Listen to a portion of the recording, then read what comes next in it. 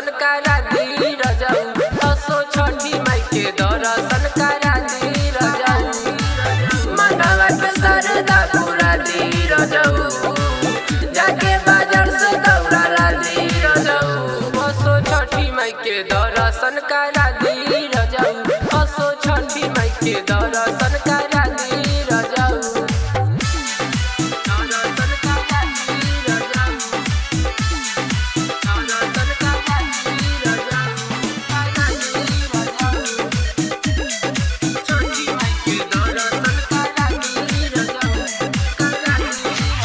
मंगला से ढेर हमके मिलल बाटे बेसी, कवना जिला में गाना बाजल हमर बेसी, मंगला से ढेर हमके मिलल बाटे बेसी, कवना जिला में गाना बाजल हमर बेसी,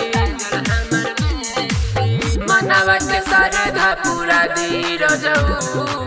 जाके बाजार से दौड़ा ला दी रजाऊ, असो छठी माई के दर्शन करा दी रजाऊ, असो छठी माई के दर्शन करा दी रजाऊ।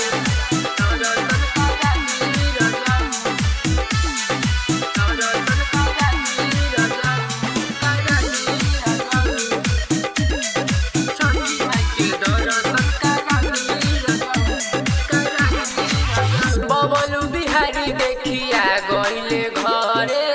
उकिला राजा दौड़ा लेके गइले घाटे, बबलू बिहारी देखिया गइले घरे, हंसलाल प्रेमी दौड़ा लेके गइले घाटे, मतवा पदौरा उठाली रजाऊ, जाके बाजार से दौड़ा ला दी रजाऊ,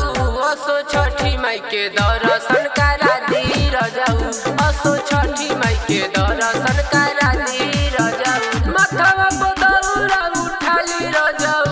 असो छठी माई के दर्शन करा दी रजाऊ, असो छठी माई के दर्शन करा दी रजाऊ, मनवा के सरदा पूरा दी रजाऊ, जाके बाजार से दौड़ा ला दी रजाऊ, असो छठी माई के दर्शन करा दी रजाऊ, असो छठी माई के दर्शन करा दी रजाऊ। Aditya recording studio Tetariya.